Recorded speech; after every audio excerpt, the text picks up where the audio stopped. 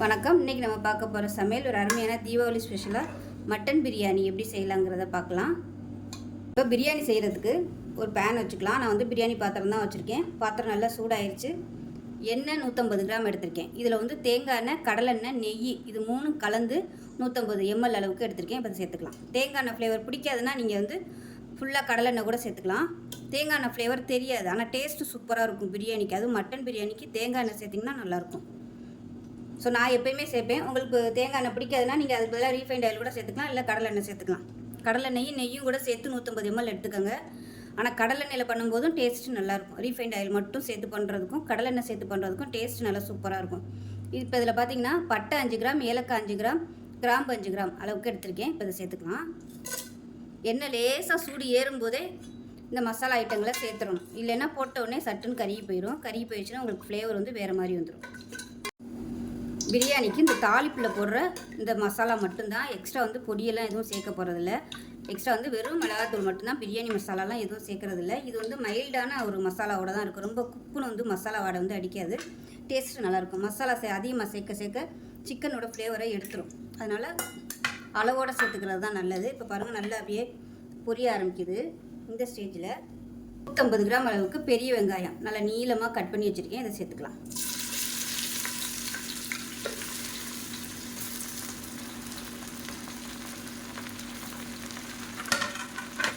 இதை நல்லா வதக்கி விட்டுக்கலாம்.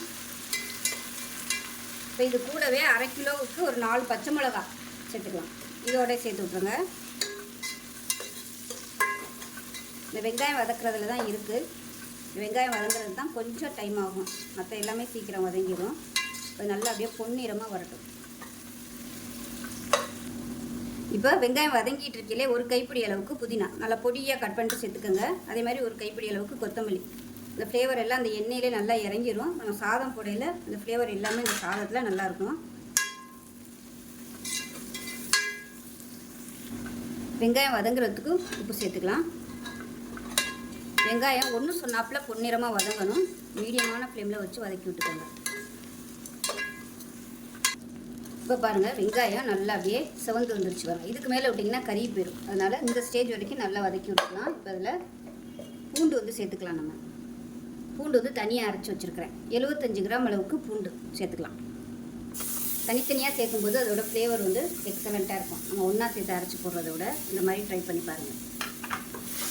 இப்போ அடுப்பு நல்லா மீடியத்தில் வச்சுட்டு பூண்டை நல்லா வதக்கி விட்டுக்கலாம். பூண்டு வந்து நல்லா அதை கொஞ்சம் தண்ணி ஊற்றி நல்லா ஃபைன் பேஸ்ட்டாக அரைச்சிடுங்க. ஃபைன் பேஸ்ட்டாக அரைச்சிங்கன்னா உங்களுக்கு சாதத்தோடு நல்லா அப்படியே அந்த ஃப்ளேவர் எல்லாமே மிக்சிங் ஆகிடும். பூண்டோட ஃப்ளேவர் பூண்டு சேர்த்துட்டு இந்த மாதிரி அடிப்பிடிக்கும். அடி பிடிச்சிச்சுன்னா உங்களுக்கு எண்ணெய் பத்தலைன்னு அர்த்தம். எண்ணெய் கம்மியாக ஊற்றிருக்கோன்னு அர்த்தம். இப்போ அடிப்பிடிக்காமல் இருந்துச்சுன்னா எண்ணெயோட அளவு கரெக்டாக இருக்குன்னு அர்த்தம். அப்படி அடிப்பிடிக்கிற மாதிரி இருந்துச்சுன்னா கொஞ்சமாக நீங்கள் எண்ணெய் சேர்த்துக்கலாம். இந்த பூண்டோட பச்சை வாசனை போகிற அளவுக்கு நல்லா வதக்கிக்கலாம். இப்போ பூண்டு நல்லா வதங்கிருச்சு. அதோட ஃப்ளேவர் நல்லா வருது. இப்போ இந்த சமயத்தில் 50 கிராம் அளவுக்கு இஞ்சி பேஸ்ட் வந்து சேர்த்துக்கலாம். இதுவும் நல்லா நைஸாக அரைச்சி வச்சுக்கோங்க. இஞ்சி வந்து சீக்கிரமாகவே வதங்கிடும். பூண்டு வதங்குறதுக்கு லேட் ஆகும். அதனால தான் பூண்டு வந்து தனியாக போட்டுட்டு இதையும் பச்சை வாசனை போக வதக்கி விட்டுக்கலாம். இப்போ இஞ்சி பூண்டு நல்லா வதங்கிருச்சு. இப்போ இதில் 4 முந்திரி பருப்பு, 4 பாதாம், 5 சின்ன வெங்காயம் போட்டு நல்லா நைஸாக அரைச்சி வச்சுருக்கேன். இதையும் சேர்த்துக்கலாம். இப்போ இதுவும் நல்லா பச்சை வாசனை போகிற அளவுக்கு வதக்கி விட்டுக்கலாம். இப்போ இதுவும் ஒரு நிமிஷம் நல்லா பச்சை வாசனை போக வதக்கியாச்சு. இப்போ மிளகாத்தூள் சேர்த்துக்கலாம். 1 டேபிள் ஸ்பூன் அளவுக்கு மிளகாத்தூள் சேர்த்துக்கலாம். இந்த அளவு கரெக்டாக இருக்கும். இதுக்கு மேலே அதிகம் போட்டிங்கன்னா ரொம்ப காரமாக போயிடும். அதனால் இது மட்டும் போதும். லேசாக அந்த எண்ணெயில் பரட்டி விட்டுட்டு தயிர் சேர்த்துக்கலாம். ஒரு 75 கிராம் அளவுக்கு தயிர் நல்லா புளிப்பு இல்லாத தயிராக சேர்த்துக்கோங்க.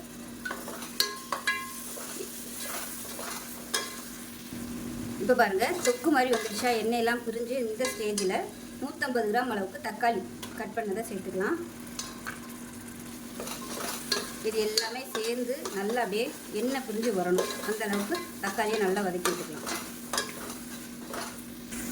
இப்போ தக்காளி வதங்கட்டும். அதுக்குள்ளே பார்த்திங்கன்னா மட்டன் வேக விட்டு எடுத்து வச்சுருக்கேன். அதாவது 700 கிராம் அளவுக்கு மட்டன், 1/2 கிலோவுக்கு 700 கிராம் மட்டன் போட்டோன்னா பிரியாணி சூப்பராக வரும். இது வந்து வெறும் உப்பு கொஞ்சமாக எண்ணெய் மட்டும் விட்டு நல்லா 2.5 டம்ளர் அளவுக்கு தண்ணி ஊற்றி நல்லா ஒரு 10 விசில் விட்டு வேக விட்டு எடுத்து வச்சுருக்கேன். பீஸ் பார்த்திங்கன்னா ரொம்ப ஓரளவுக்கு பெருசாக தான் நான் வந்து போட்டிருக்கேன், ரொம்ப சின்னதாக தான் போடலை. அதனால் 2.5 டம்ளர் அளவுக்கு தண்ணி ஊற்றி 10 விசில் நல்லா சாஃப்டாக வேக விட்டு எடுத்தாச்சு.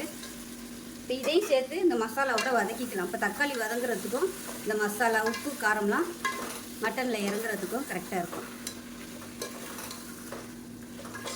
உப்பு கடைசியாக செக் பண்ணிக்கலாம், ஏன்னா நம்ம தண்ணி ஊற்றிலையும் உப்பு வந்து வரும். அதனால் தண்ணி ஊற்றி வேக வச்ச தண்ணி ஊற்றிட்டு அதுக்கப்புறமா நம்ம உப்பு செக் பண்ணி பார்த்துக்கலாம். இப்போ நல்லா வதங்கட்டும். நான் இன்றைக்கி ஜீரக சம்பா அரிசி தான் எடுத்திருக்கேன். இந்த டம்ளரில் 2 டம்ளர் வந்துச்சு 1/2 கிலோ அரிசி. ஸோ அதனால் இந்த டம்ளரில் 3 டம்ளர் தண்ணி வைக்கணும். 1 டம்ளருக்கு 1.5 பங்கு தண்ணி, 2 டம்ளருக்கு 3 பங்கு தண்ணி வந்து வைக்கணும். நான் முன்னாடியே 3 பங்கு தண்ணி மட்டன் வேக வைக்கலே ஊற்றிட்டேன். கரெக்டாக அளந்து எடுத்து வச்சுருக்கேன்.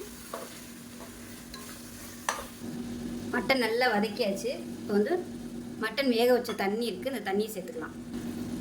இந்த டம்ளரில் 3 டம்ளர் அளவுக்கு தண்ணி சேர்த்துக்கலாம்.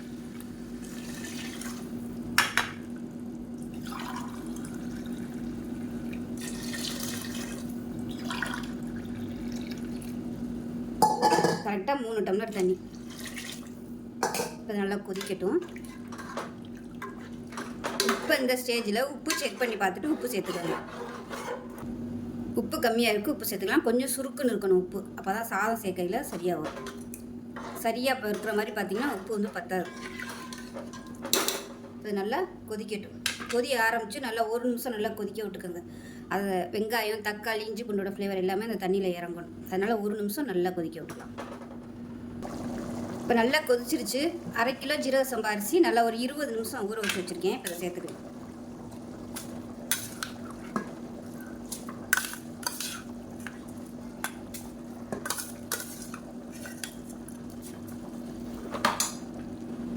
இப்போ அரிசி போட்டு கலந்தாச்சு. இந்த ஸ்டேஜில் எந்த டம்ளரில் எடுத்தோமோ அதே டம்ளரில் ஒரு 1/4 டம்ளர் அளவுக்கு பால், காய்ச்சாத பால் தான் சேர்த்துருக்கேன். இது வந்து உங்களுக்கு நல்ல ஒரு ஃப்ளேவர் கொடுக்கும் பிரியாணிக்கு. ஸோ இந்த மாதிரி கலந்து விட்டுக்கோங்க. பக்கத்துலேருந்து தோசைக்கெல்லாம் சூடு பண்ணி வச்சுக்கோங்க. இப்போ இந்த ஸ்டேஜில் ஒரு முக்கியமான பொருள் வந்து சேர்க்க போகிறோம். 1 டேபிள் ஸ்பூன் அளவுக்கு பிரியாணி எசன்ஸ் வந்து சேர்த்துக்கலாம். இது சேர்த்திங்கன்னா சும்மா 10 வீட்டுக்கு மணக்கும் அந்த பிரியாணி. இது வந்து கடைகளிலே கிடைக்கும். பிரியாணி எசன்ஸ்ன்னு கேட்டிங்கனாலே கிடைக்கும். டிபார்ட்மெண்ட் ஸ்டோர்லாம் வச்சுருப்பாங்க. ஸோ அது வந்து வாங்கி வச்சுட்டு சேர்த்துக்கோங்க. நல்லா கலந்து விட்டுடலாம். 1 சொன்னாப்பில் வரணும் அரிசியும் தண்ணி, அந்த அளவுக்கு கொதிக்க விட்டுக்கலாம். இது வந்து ரொம்பவும் சேர்க்கக்கூடாது. கரெக்டாக 1/2 கிலோவுக்கு இந்த அளவு சேர்த்திங்கனாலே போதும். இப்போ பாருங்கள், தண்ணி வந்து லேசாக மேலாப்பில் தெரியுது பாருங்கள். இந்த ஸ்டேஜில் வந்து நம்ம தம் போடலாம். அடியில் வந்து நல்லா ஒரு தடவை கிளறி விட்டுட்டு தம் போடலாம். இப்போ தோசைக்கல் எடுத்து தம் போட்டுட்டு பார்க்கலாம். இப்போ பாருங்கள், தோசைக்கல் அடியில் வச்சு பிரியாணி பாத்திரத்தை மேலே வச்சு நல்லா மூடிட்டேன். அதுக்கு மேலே சுடுதண்ணி வச்சுருக்கிறேன். இந்த சுடுதண்ணிக்கு பதிலாக உங்களுக்கு கொட்டாங்குச்சியில் வந்து தீ எரிச்சு கங்கு போடுற பழக்கம் இருந்துச்சுன்னா நீங்கள் அது மாதிரி கூட பண்ணிக்கலாம். நான் வந்து சுடுதண்ணி மேலாப்பில் வச்சுருக்கேன். இப்போ வந்து அடுப்பு நல்லா குறைச்சி வச்சுருங்க. குறைச்சி வச்சுட்டு நல்லா ஒரு 20 நிமிஷம் கழிச்சிட்டு பார்க்கலாம். நல்லா 20 நிமிஷம் கழித்து விட்டுட்டேன். இப்போ 20 நிமிஷம் ஆஃப் பண்ணிவிட்டு 20 நிமிஷம் கழித்து ஓப்பன் பண்ணலாம். கேஸ் அமர்த்திட்டு உடனே ஓப்பன் பண்ணுவேன்னா கொஞ்சம் நேரம் அப்படியே ரெஸ்ட்டில் விட்டுருங்க. இப்போ அப்படி செம்ம பிரிச்சிடலாம். செம்ம வாடையாக இருக்குன்னு ஓப்பன் பண்ணவே இல்லை, ஆனால் வீடு முழுக்க நல்ல வாசனையாக இருக்குது. சூப்பராக இருக்குது கமகமன்னு. இப்போ கீழேருந்து மேலாப்பில் அப்படியே எடுத்து விடலாம்.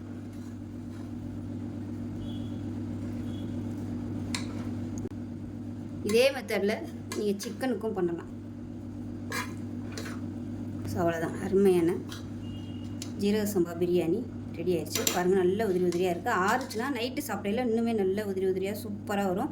ஸோ செஞ்சு பாருங்கள். செஞ்சு பார்த்துட்டு எப்படி வந்துச்சுங்கிறத சொல்லுங்கள். வீடியோ பிடிச்சிச்சுன்னா லைக் பண்ணுங்கள், கமெண்ட் பண்ணுங்கள், சேனலை சப்ஸ்கிரைப் பண்ணுங்கள், பக்கத்தில் உள்ள பெல் பட்டனை ப்ரெஸ் பண்ணுங்கள். நன்றி.